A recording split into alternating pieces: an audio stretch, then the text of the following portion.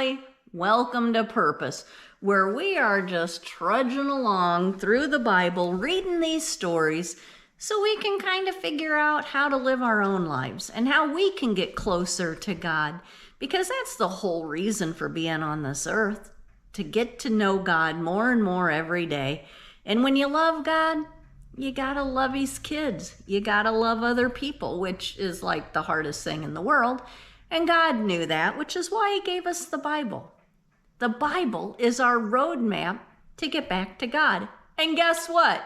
We have finished Genesis. We've moved into a whole new book called Exodus.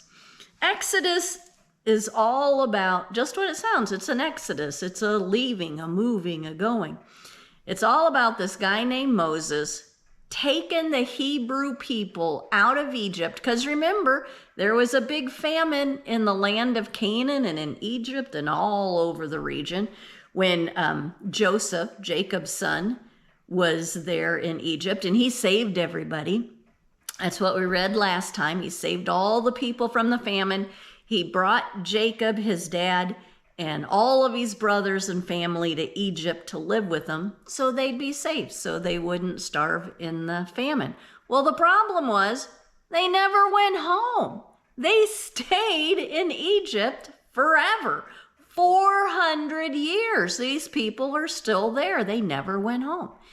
And after 400 years of not living where they were supposed to live, where God sent them to the land of Canaan, 400 years of living in Egypt, they got away from God. They weren't practicing their religion anymore. They looked like Egyptians. They walked like Egyptians. They talked like an Egyptian. There's a song there if you're from the 80s.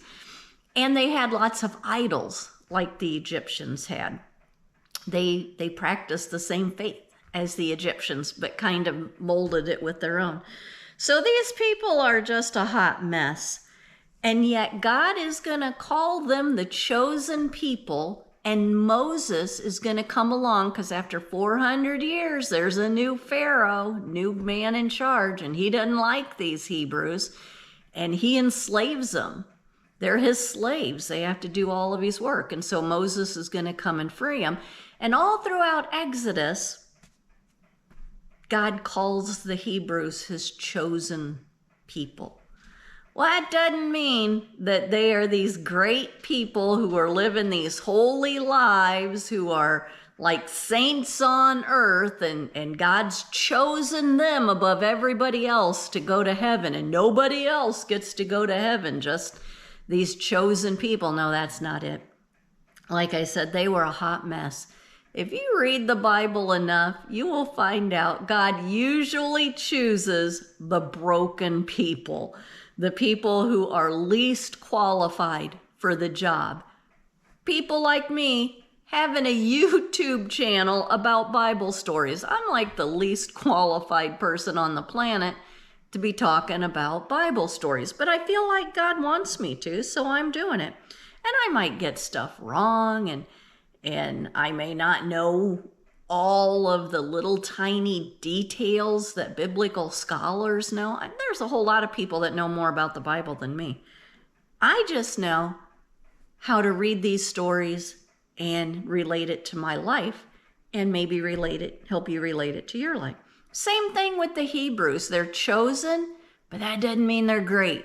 Doesn't mean they're holy. It doesn't mean they're perfect. It just means that God's going to use them to bring other people to him, to bring other people to heaven.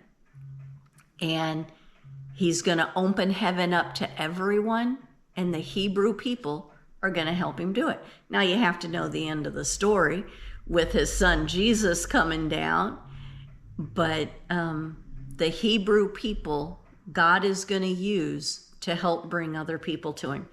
And guess what? He's using us to bring other people to him. But we'll talk about that at the end of this video. So let's jump right into Exodus. So it's been, excuse me, I've got something in my eye. It's been 400 years, like I said, since Jacob and Joseph and all of those guys were in Egypt because of the famine. There's a bad Pharaoh. He's a mean guy. He doesn't know Joseph, doesn't care about Joseph, doesn't care about the Hebrew people. All he sees is the Hebrews are strong and they're multiplying and they're like growing like rabbits in number. Tons of Hebrews. And he's getting nervous because if there's more Hebrews than Egyptians, because they're seen as a separate people. They may have been living in Egypt for 400 years, but they're not considered Egyptians. They're considered Hebrews. Kind of like when you move into a new neighborhood. You might have lived in that house 20 years, but it's called the old Smith house, even though your name's Morgan. So they're not considered part of the Egyptian nation. They're considered Hebrews. They're separate. They are a separate people. They're God's people. I'm a separate person. I am God's child. So are you. So anywho, bad Pharaoh, he doesn't like the Egyptians. He makes them do forced labor to build these towns and these roads and all this stuff for him. But they still keep growing. The more he oppresses them and knocks them down, the more babies they're having, the stronger they're getting. Why? Because the harder times are, the more we turn to God for help. I think, doesn't say here, I think they're turning to God. They're crying to God. They're calling to God. They're praying. They're hoping in God. They haven't forgotten God completely. They might have added a lot of Egyptian idols into their worship, but they haven't forgotten God. The harder our lives are, the more we rely on God, the more we trust God. When life's easy, you don't really need God. You forget to pray. Jesus's life wasn't easy. You know, God never says it's going to be easy. We just have to trust him. And I think that's what the Hebrews are doing here. I think they're trusting in God. So then Pharaoh turned them into slaves and said, all right, now you're my slaves. You have to do what I tell you. And he made life tough, but they kept growing and multiplying. So then he's like, all right. He went and got the Hebrew midwives. There were two of them, Ziphrah and Puah. And he told them, all right, look, every time a Hebrew woman goes into labor, if she has a boy, I want you to kill him. And then say, oh, look, he died in birth. And if it's a girl, she gets to live. Well, these Hebrew midwives knew God. And they feared God a lot more than they feared Pharaoh. And they were like, no, no, no, no. We cannot be killing these baby boys because God's not going to like that. And so Pharaoh kept hearing there's these baby boys still living. What the heck, midwives? You're supposed to be killing them. And so they told him, oh, these Hebrew women, they're so strong. They're healthy. They're strong as an ox. By the time we get to them, they've already given birth. And then what are we supposed to do? The boys are already alive. So Pharaoh said, I'll tell you what you're supposed to do. He told all of the Egyptians, if you see a baby Hebrew boy, throw them in the Nile. Drown them. If it's a girl, let them live. So the Hebrews had to be devastated. All their sons, their baby boys, are being thrown into the Nile. Can you imagine? Ripped out of your arms and thrown into the Nile, which is a big river in Egypt. I can't even begin to imagine that kind of pain. You'd be praying for a daughter. You wouldn't want sons. Well, one day, there was a Levite from the tribe of Levi. Remember Jacob's son, Levi, who had a wife, and they had a baby boy. She's scared to death. She hid him for 3 months. Didn't tell anybody. Nope. Baby boy? What baby boy? I don't have a baby boy. After 3 months, you really can't hide him because you got to go back to work because you're a slave. So what she did is she took this basket that she had made and she put all this like tar stuff on it so that it'd be waterproof. She put this baby boy in the basket and put him in the water among all the reeds and the weeds and stuff. And then she had her daughter stand off to the side and watch what happened because she loves this kid. You know, she wanted to make sure he was all right. And if something's wrong with the basket and it starts to sink, go save him, you know, that kind of thing. So the little girl's watching, her brother's in the basket, baby brother. Who comes to the river but Pharaoh's daughter and all of her maid servants, and they're going down there to take a bath. They see this basket. There's a crying baby in it. She knows what's going on. She knows that her dad wants all the Hebrew kids to be killed. So the little baby's sister, the girl that's waiting among the reeds to see what happens to her baby brother, she comes up and she's like, oh, look at that, a baby in that basket. Who would know? And she said, hey, you want me to go get a midwife or did they call it a midwife? You want me to go get someone to nurse it for you? Because, you know, Pharaoh's daughter's not pregnant. She didn't have a baby. She can't nurse it. And she said, I can go get you somebody who can nurse this kid for you. And Pharaoh's daughter's like, yeah, here you go. Take the baby and give it to a midwife and have them nurse it. And so she took it to her mom. So her mom is getting paid by Pharaoh's daughter to nurse her new baby that she's now adopting for her own. And this mom gets to stay with her son a little bit longer. Now, eventually, she has to send him to Pharaoh's house, but he got to live, and that made her incredibly happy. So eventually, he goes and he lives with Pharaoh, and he's raised by Pharaoh's daughter. So Pharaoh wanted all the Hebrew boys killed, and here a Hebrew boy is living right under his own roof, being raised as his grandson. Pharaoh would not like that. So what can we make of all this? How can any of this relate to our lives? Well, first of all, I already talked a little bit about how God's chosen people, these Hebrew people, they weren't perfect, they weren't holy, they weren't these great people who were so much better than everybody else, and that's why they were chosen. No, they were broken people. They messed up all the time, same as us. I am chosen by God because I am a child of God, and so are you. Doesn't mean I'm perfect. Doesn't mean I don't mess up every single day. What it means is I have to keep trying to get closer to God.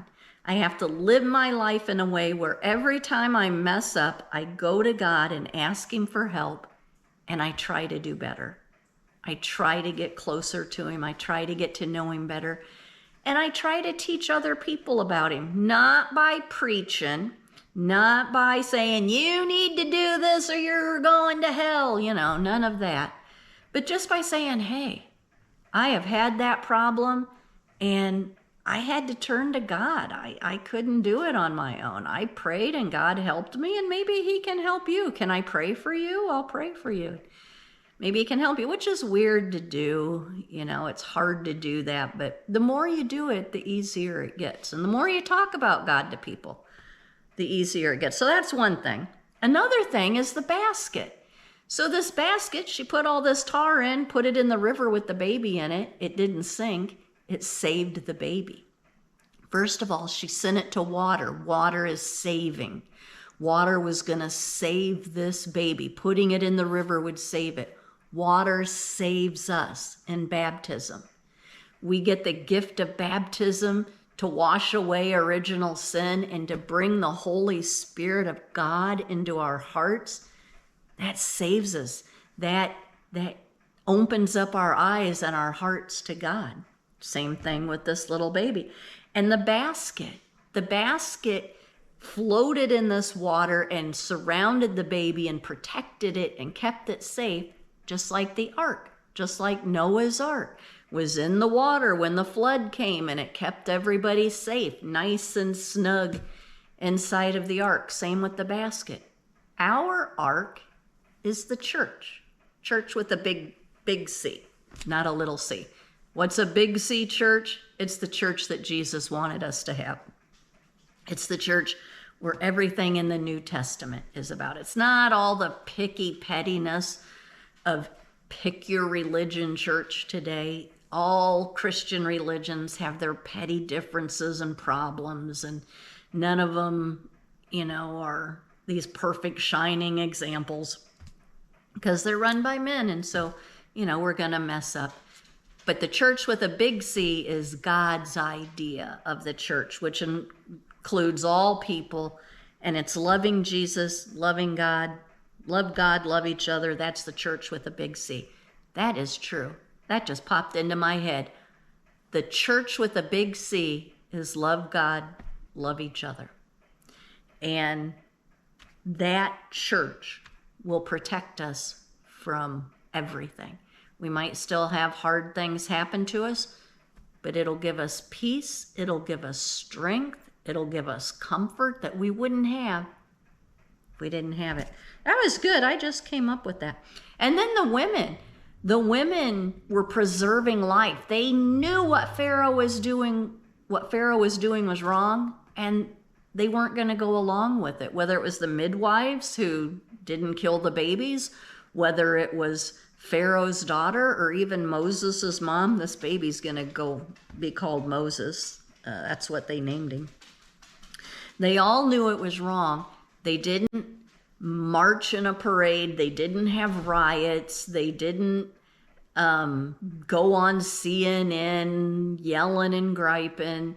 They didn't cause a bunch of vandalism and destruction. They did the right thing. They loved. They loved. They loved the baby. They loved each other. They helped each other. That's how we're going to overcome all our problems in this country. Loving God and loving each other. That's the answer to all the problems. And it's also like the hardest thing to do. So when we come back, we're going to talk about what happened to Moses and how he grew up and what happened to him as an adult. And I hope that, in your day today, you can think about what's going on wrong in this world today and pray for it. Pray that God will send us wisdom. Pray that God will send us the answer. And pray that God will help us to do the right thing, to not let us fall in with what the world's doing, but that God will help us go against the rules sometime and do what's right. Do what's loving and do what's kind. So that's what we're going to talk about next time. And I've been kicking around these videos. It's kind of boring just me sitting here. And I've kind of maybe had an idea of interviewing other people. If you watch these videos and you think, wow, I'd like to see you interview people, and it's not really an interview, it's a discussion about everything we're reading. How can this help you in your life? This is how it could help me in my life. What do you think about it? If you think you might enjoy seeing that, or that's a good idea, just put something in the comments and let me know, and maybe I'll start doing that. I don't know. But I just think me sitting here is kind of boring. Anyway, I hope you all have a great day today, everyone. Bye-bye.